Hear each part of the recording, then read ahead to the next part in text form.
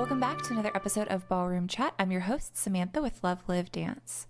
If you've not already done so, please hit the subscribe button and turn on the bell for notifications so you know every single time we post. Today, I'm joined by Anna Shabazyan. She is a professional smooth and standard dancer who was a vice champion at Ohio Star Ball and a finalist at the Blackpool Open. She also holds a master's degree in psychology and works with children with autism through AS Dance for Autism. Her work there actually led her to being a 2016 NDCA Community Service Award recipient. She's also the co-owner of the City Lights Open in San Jose. I got the chance to sit down and talk with her about the psychology of dance, as well as her calling to work with children with special needs. Please enjoy our conversation with Anna Shabazyan. Well, thank you, Anna, so much for being a guest today. Thank you for having me this early morning. So let's talk a little bit about your school and your education and kind of your degree and background. So you have a master's degree in psychology. What was the undergrad originally in? Still psychology. Still psychology. So what drew you to following that field? What kind of launched you on that path? What launched me in that path? Well, moving from Armenia to US and getting used to the structure here, as it was time to transfer to university, I couldn't find the major that I was looking for. And I always wanted from back home to major in diplomacy. But I guess in California, I don't know the rest of the states, but in LA, we did not have schools that specifically had that major. Yeah. It was journalism that took you to diplomacy or political science, different other majors, not the narrow scope that I was looking for. I was like, I don't want this. I don't want to do the journalism. Well, what else do I like? And I always liked people watching. I liked, just observing. I always liked hearing stories since I was a child. While everyone would be playing, I would find the grandma or a grandpa, grab their hand. I'm like, can you please tell me a story? So I enjoyed the people aspect and the mind, how it works. So I was like, why don't we try psychology?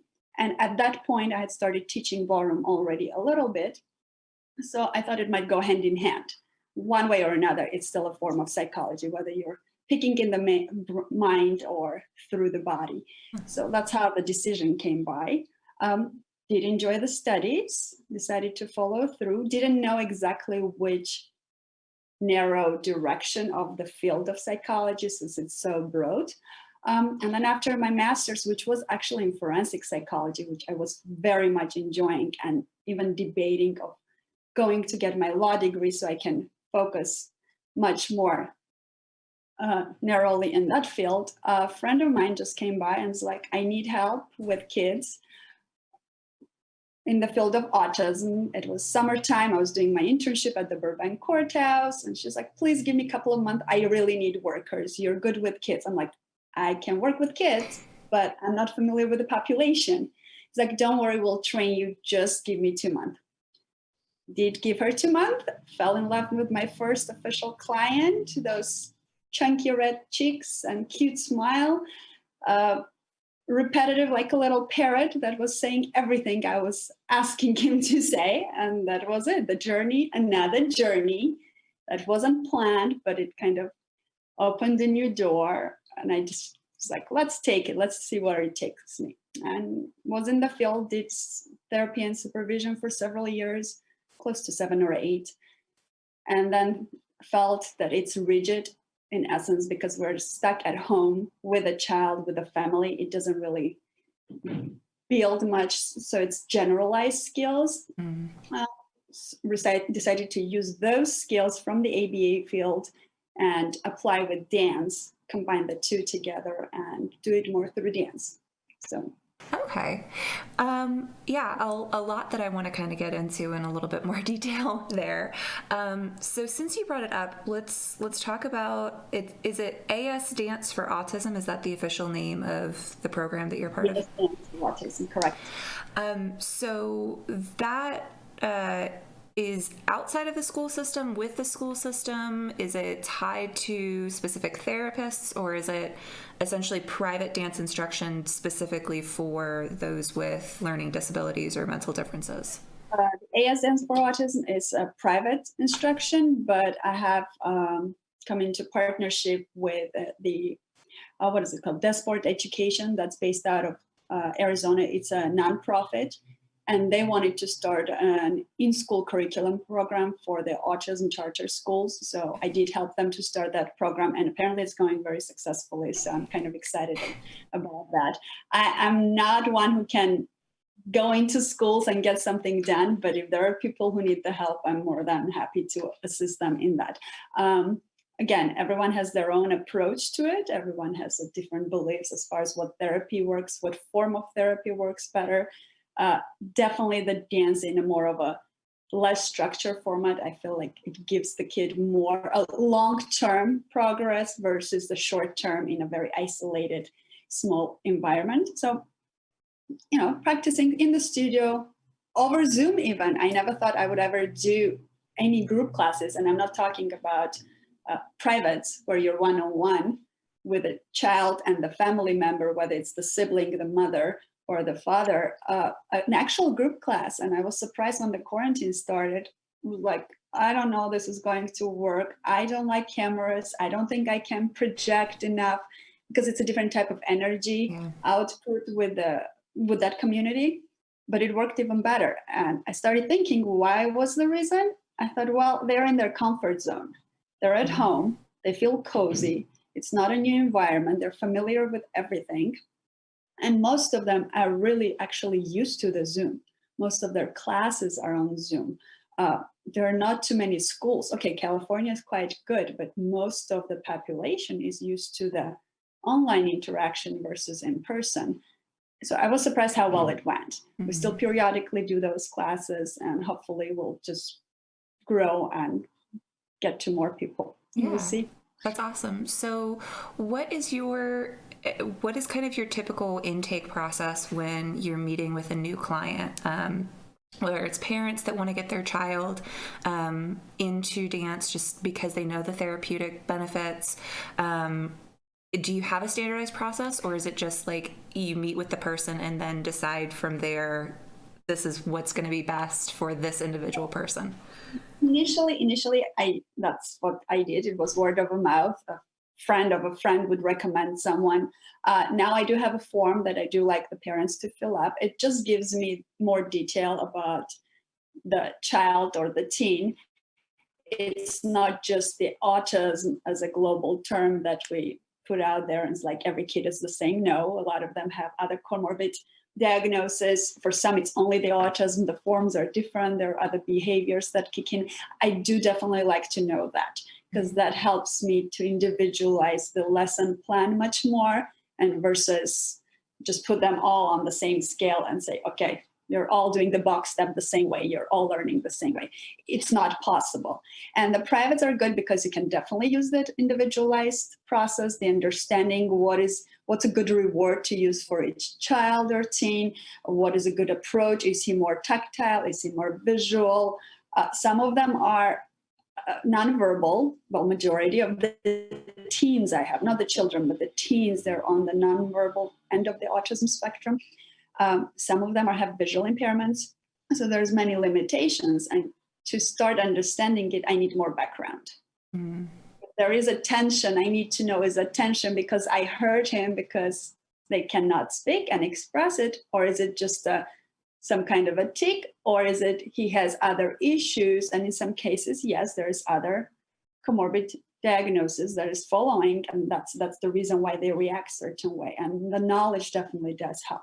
Group settings is different. I still remember my very first group class I tried to do, all nonverbal teens. It was 5 of them, and to even get them all started to move together was impossible. I think it probably took me about 6 or 7 months to get this group class structure. When you're like, okay, we're going to do the tango close or the TANGO across the floor, but we start as a group, we end as a group. So it was a journey, but those little success points was like, oh my God, we all started together. Oh my God, we're going around the floor. It's just so rewarding, and getting them, whoever can type to communicate or express whichever way they use, to say how much it has helped them, it's priceless. I don't need anything else. As long as they're happy and you can see that process and the families are happy, they get joy out of it. Yeah, yeah, absolutely. There's a moment, regardless of what what type of student you're working with, where that light bulb moment goes off and you're like, yes, it was all worth it up until this point. And I feel like for, at least in my own experience, and I'm sure that it's a shared experience with instructors that have been teaching for a while, you do really become invested in the student themselves. It's not necessarily wanting them to learn the box step or wanting them to get the first place at that competition. You really are emotionally and mentally invested in them as a person and seeing their successes in life. So from a therapy end of the world, when you're working with a client, is your goal point, we want to learn the bronze syllabus in 2 years, or is it we want, this student to feel comfortable, with human connection and with actual physical interaction, or we want them to be more comfortable in a new space, or maybe if they're nonverbal, we'd like to work on getting them verbal. How do you kind of set how much you're investing in your students? It's a big investment emotionally, for sure, to start with. Main thing I would say, make sure you're invested, but you're not so connected where it starts affecting you negatively when you don't see the progress based on our expectations of our hopes. Oh, I want it to be in a month, and if it's not there, that you don't give up, because that can happen. That's just for providers and therapists and teachers. As far as how do I approach it, again, each child is different, each teen is different. They all have their own processing speeds. They're all at a different cognitive level of learning, whether it's motor skills, whether it's other type of skills. For some, it's just learning the steps. It's not about the technique. Let's give them as much as they can. Their learning disabilities, it's not so much getting them going. They can grasp it. Okay, I have a student who has just a learning disability. He grasps the steps quite fast, but he doesn't sustain them from day to day or week to week. So it's like, okay, so with him, we have to make sure he can keep them up. He needs to remember the names. Doesn't matter. He has a learning, his parents said, his mom said, oh, he has a learning disability. Don't think he's going to remember the steps. I'm like, I don't think so. So, the names are part of it, and you're verbal enough so you can remember the names. It's repetition, it's connection, associations. We connect the points, the dots get connected. Eventually he will be able to do it. And within like 2-3 months, he's already remembering the major steps, and he gives you, it's like, okay, what is the timing? What is the step? What follows next? It's practice. With other kids, it's different. I do have one of my favorite kids. I met him when he was 16. He's 19 here. He's a nonverbal typer. He has written even a poetry book, but he has also dyspraxia. With him, it's very hard. And what dyspraxia does, it kind of stops his movement. He gets into this OCD phase of where he gets something that he really loves and he enjoys doing or just listening to, and he gets stuck on it. So getting his movement to become continuous, that's been like the main goal. Yes, he learns the steps. Yes, he has probably a lot of syllabus steps and non-syllabus steps in his repertoire of each dance that he's learned. But the main focus for him is get going. Let's maintain the flow without having hiccups and stopping or getting that OCD kick in. You remember the same thing, the train or anything it is, and you just decide to elope and go somewhere else. And he did a little speech, actually, if we can sidetrack, recently for the disabilities community for UCLA. And he spoke about his OCD, and one of his favorite dances is Rumba. So the night before his speech, he had the OCD about dancing with me, the Rumba. So it's something he loves to do. He likes me, he loves the Rumba, but that joy became a compulsion in a way where he was stuck. He couldn't do it. It was just repeating and running over and over and over. And in his speech, he compared it to a terrorist hijacking his mind. I'm like, oh my God, I wouldn't even think of it, but it's so vivid, that picture that he described. I'm like, now I understand how intense it is, because we see only on the outside, okay, he's tense, he doesn't want to move, he's stressed, but how much more it is internally and what he's going through, only those words could have described.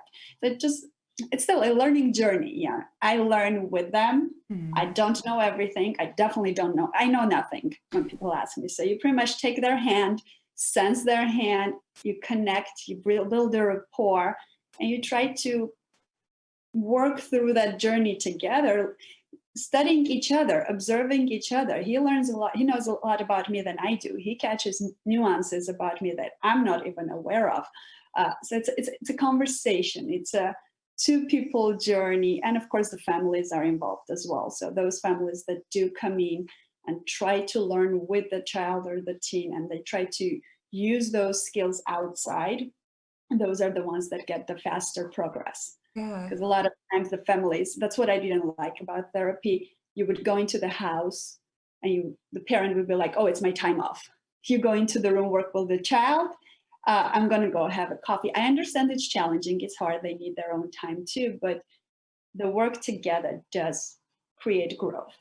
If we don't, then we're going to go back to ground zero. And every week is from zero. So it's almost non-lasting effect. And why even waste time on that? So yeah, there you go. Yeah.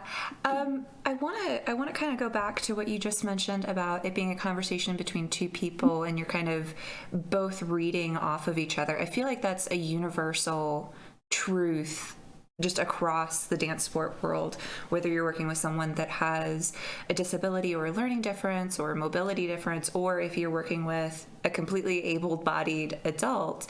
When you get into a partnership or a teaching relationship, you really are just reading off of each other and trying to figure out, okay, if I move this way, how are you going to move? Okay, how can I adjust the frame to be more comfortable for my new partner because there's a height difference or we're at different levels or, you know, what have you. So from a psychology standpoint, if we could kind of get into a little bit about the interpersonal dynamics. Even if we look from the psychology perspective, there's so many perspectives, right? Yeah. Within that field of the perspective. Yes, we need to individually know what we're doing as athletes or artists, whichever form you want to take, as dancers in general. And as a partnership, the picture is also different. Everyone has a different idea of what a couple or a partnership work should be like. Some believe that it's if I do my thing 100% of the time or 100% of it, then the partner will react to it and would create the magic. Perhaps in my scenario, it does not work. I'm very much a energy person. I do it for the partner and I want to receive from the partner. So I look at it from the cycle point of view, more like a whole versus the parts doing the jobs to create the whole, kind of like Gestalt. You know, it's all about the whole and it's the energy within it. It's the full picture. All perspectives have their point. I mean, there is a state and time where you go through each, you know, I have to do mine. No, I can focus on my partner. The downside, a lot of the times in partnerships is too much focus on the partner, not necessarily trying to give them the space to grow, but what is their fault? Well, you need to do this, you need to do that. It shouldn't be that. If you're doing your own thing and you're leaving the door open for an expression on the other individuals, and eventually it does evolve, it changes, and you can react to it, you can choose to react to it in a different way versus just going from a negative end. You need to improve, you need to do this. Of course, we're all technically in different places, mentally we're in different places. It cannot be even. So we need to find those differences and balance it out in a form that works for each partnership. You know, some are much calmer, no stress, no fights. They just go through that monotonous journey of just repetition and repetition. Eventually they produce the product that they're looking for. Others do need some conflict. Okay, conflict might get into an explosion. We don't want that, but in some partnerships, conflict is good because we do need conflict to grow sometimes. You know, if there is no little glitch, well, you don't know, am I still on a plateau or are we getting a little improvement because of that little glitch or argument or disagreeing to agree process, you know? I don't know. Yeah. But my personal approach is definitely looking at it as a whole, not as parts, not individual dancers, but as a couple as a whole, and how can we make that work? Definitely. Definitely. Love it. Well, thank you so much for being a guest today. Thank you for having me, sweetie. Thank you again to Anna Shabazyan for being a guest on today's podcast. If you'd like to follow the City Lights Open, or if you want to find out how you can support AS Dance for Autism, you can do so using the links in the description box below. As always, I'm your host, Samantha with Love.Live.Dance. You can find the podcast versions of these episodes at ballroomchat.com, and you can follow us across social media at Ballroom Chat. As always, thank you for your support. Stay safe, stay positive, and we hope to see you dancing.